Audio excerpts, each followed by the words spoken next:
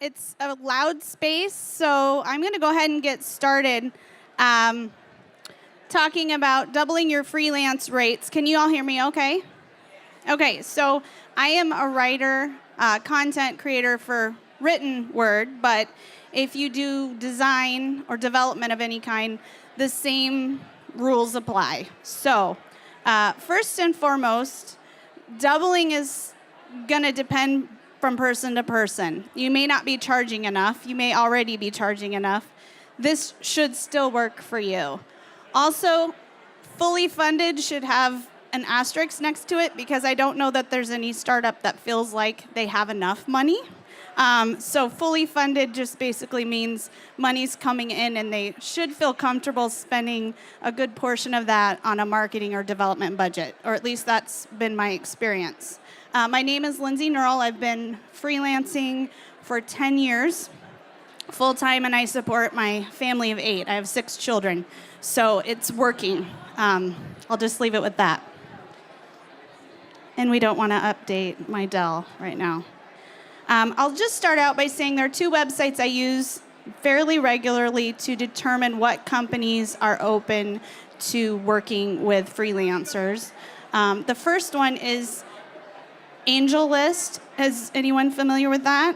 Okay. Do you have a profile already on that website? So if you take the time, I don't have a screenshot of that. It is a website. It's at angel.co.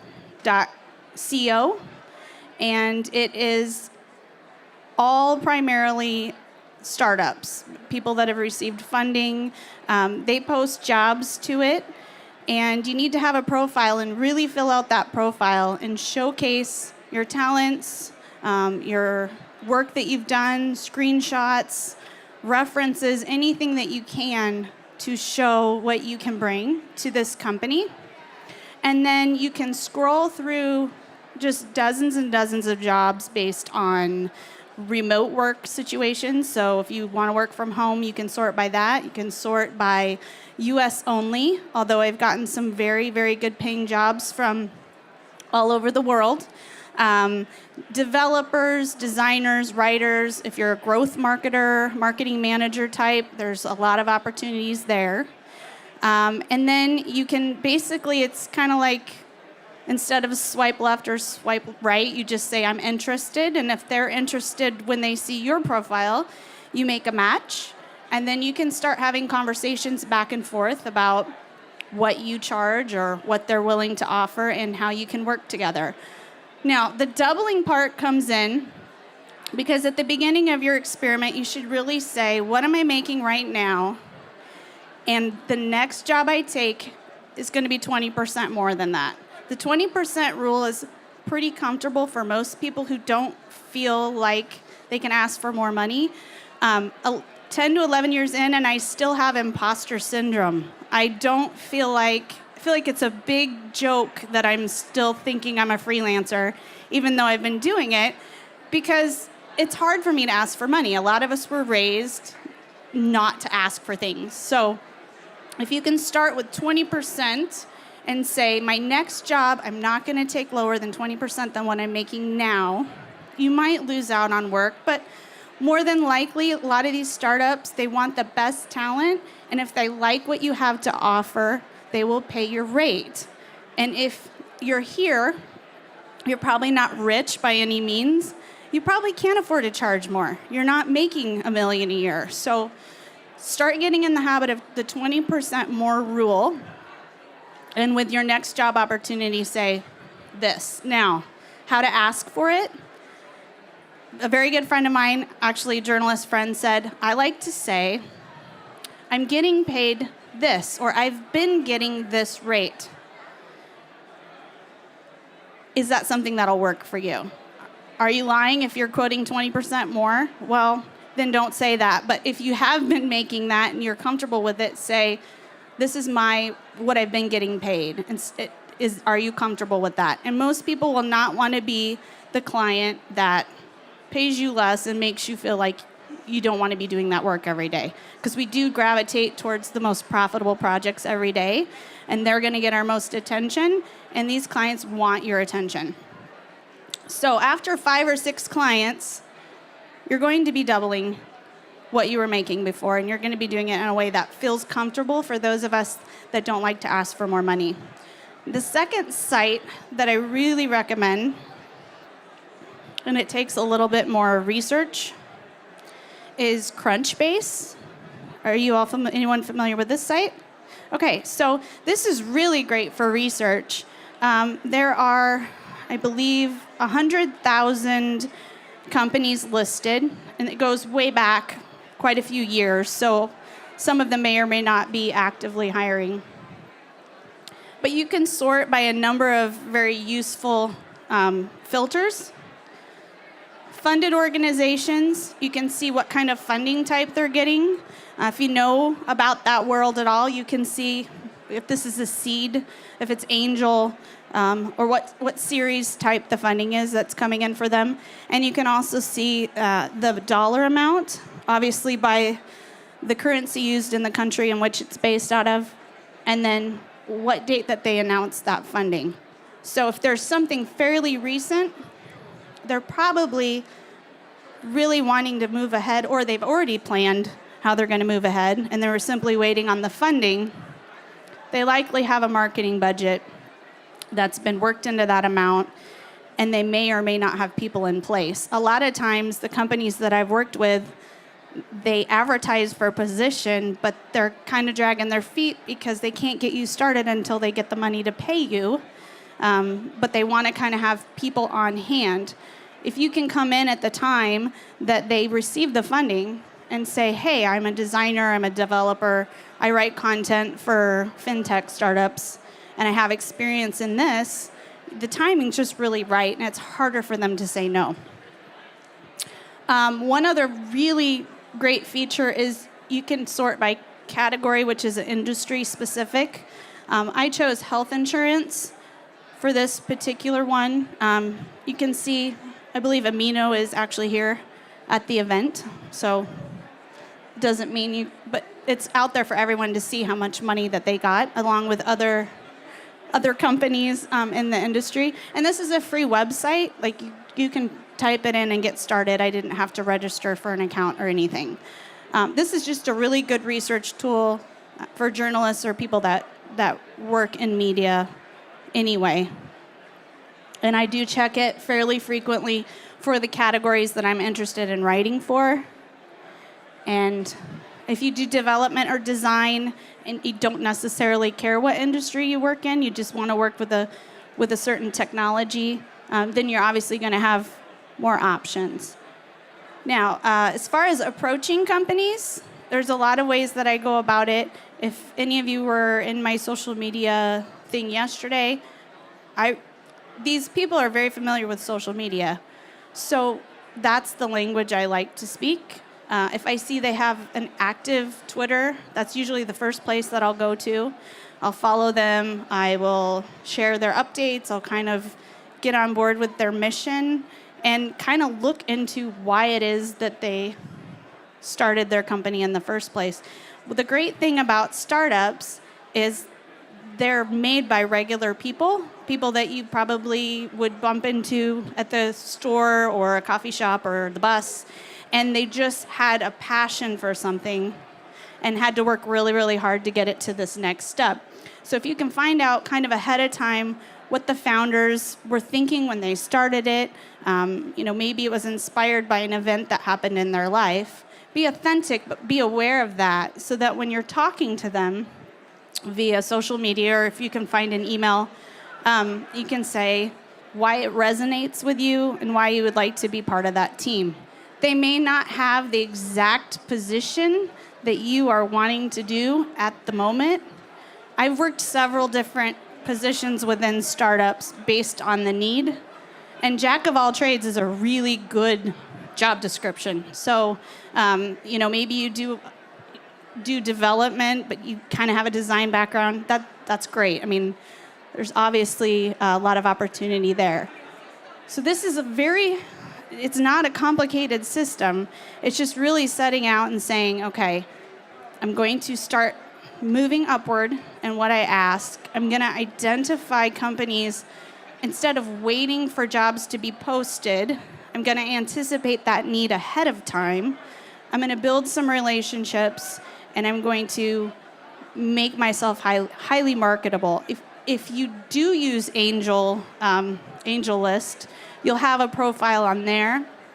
But if you're going through something like this where you're just blindly cold calling, you need to have a place where all your work lives. So if you don't have a portfolio, I like just using your own name as your domain, and just getting a cheap website up with your portfolio of work that you've done. And then really make sure your LinkedIn is really tight. A lot of people will go, yeah, I know. A lot of people will go to LinkedIn before they'll go anywhere else and see what recommendations you might have.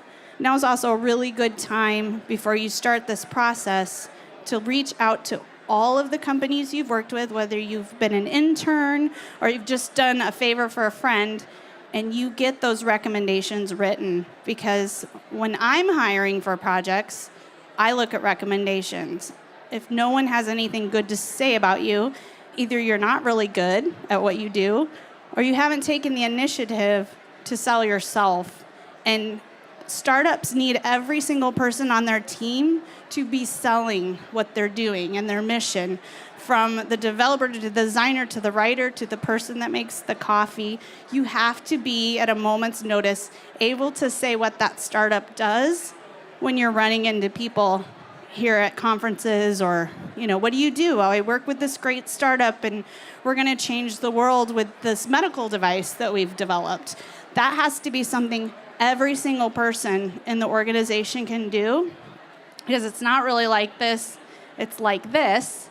And if you can do that, you'll find a home with a startup, potentially go from freelancer to, part owner, or a lot of the startups offer equity in addition to pay. So if you can get on board with a really great startup and be a part owner, that'll also naturally reward you for your interest and your passion and just what you bring in selling the startup. Does anyone have questions on just how to reach out or things that might have worked? I know it's only 20 minutes, so it's really hard. I spend on average 1 to 2 hours a week prospecting, and most of that is with tech startups that maybe I don't even want to work with, but I'm just kind of trying to grow my network. I recommend if technology or funding or any of that scares you, you maybe look at some resources on just how that works, like what happens when someone gets funded and who they have to pay and how that works, so that you have an understanding that, $23 million sounds like a lot of money, but for a lot of them, it's been spent. A lot of these entrepreneurs have, really just taken a huge leap of faith. If you've ever watched Shark Tank, a lot of those guys have $50,000, $60,000, $70,000 on credit cards because they have to just go all in. So understand that a lot of these guys and gals have not taken a salary for what they do for a very long time. Their families have sacrificed to do it as well. And so they have some things to pay, not just new talent, but they have debts to pay. So don't look at this and think necessarily the more dollar amount that they get, the more they have to spend. It's a lot of times more of an indicator of what they've already invested. Does that make sense? Yes.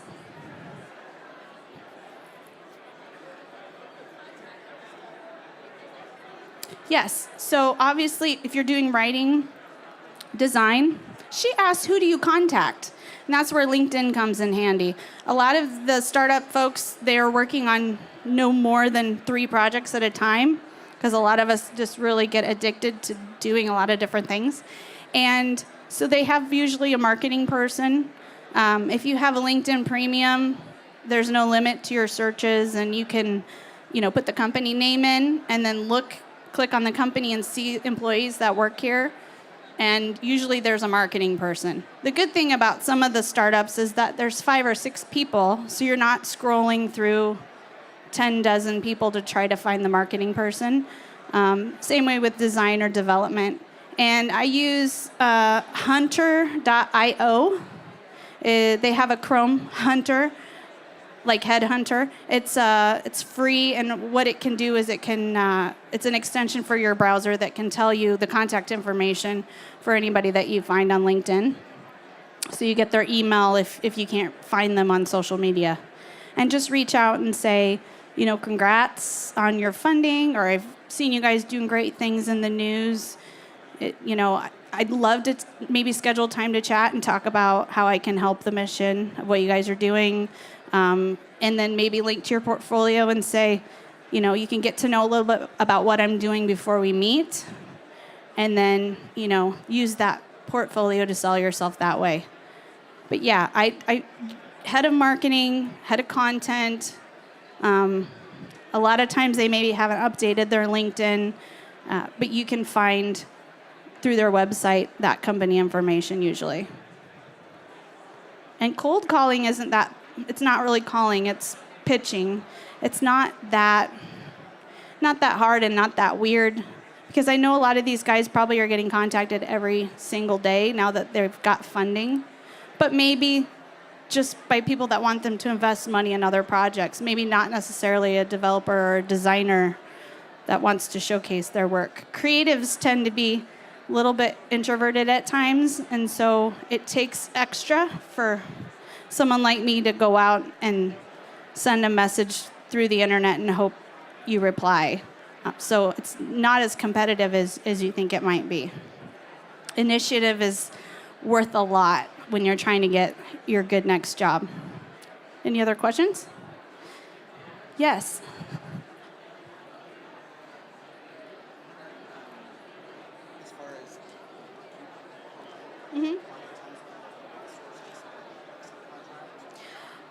He asked if I have to outsource. I personally try not to take on any more work I can't do myself, because part of my branding is that, I'm a writer, so I'm trying to write every word myself.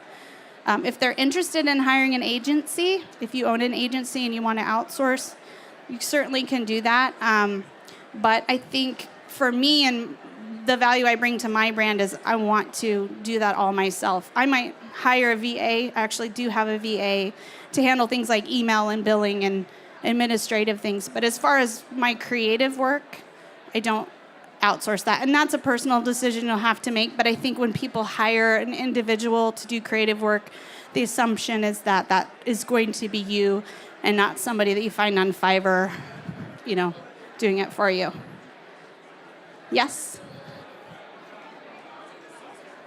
One of these founders, and I have two other things. Can I share them? Yes. Yeah, go ahead. Okay. So I'm one of these founders that works in Silicon Valley and has a company that's raised money. And the few things that I want to add, so time for us is always of the essence. So the more you remind people that you can get this done quickly. If someone sent me a freelance thing and they're like, yeah, I have a lot of time. If you want to write 5 things, I'm willing to get it done right now, is one. And if you go read their website, they probably wrote it in some voice. And you can be like, hey, I read your voice. I think my voice aligns. And the more you can get people to feel like what you're doing will align with what they're already doing. And then Crunchbase isn't always up to date. So if you see a company that looks like they raised money 12 to 18 months ago and they're still around, chances are, and if it looks like they're growing, they're about to raise money. I know you'll find my company not on here, even though we've raised a few $1 million. And don't message people on LinkedIn. Send them an email, at them on Twitter, do anything. But I never check my LinkedIn messages, ever. And we're looking for freelancers, so you can come find it. I'm Chris. We have a company called Grove, usegrove.com. Chris at usegrove.com. I'll be around. Yes, thank you. And also, I will second the thing about timeliness, because my most time-demand clients are my startups, and I've got several emails while I've been here saying, can you get something done for me tonight? And, I'm fully on board with the people that I work with, so yes, I'll be after the party tonight working in my hotel room till midnight, because for me, it's the kind of work I like to do. So if you really like the challenge and just the constant change up and kind of the roller coaster of entrepreneurial excitement, I think that this is a great way for you guys to consider going. So Thank you very much for your time. I'm on Twitter at @LKnerl, and this guy can probably answer questions as well. Thank you very much.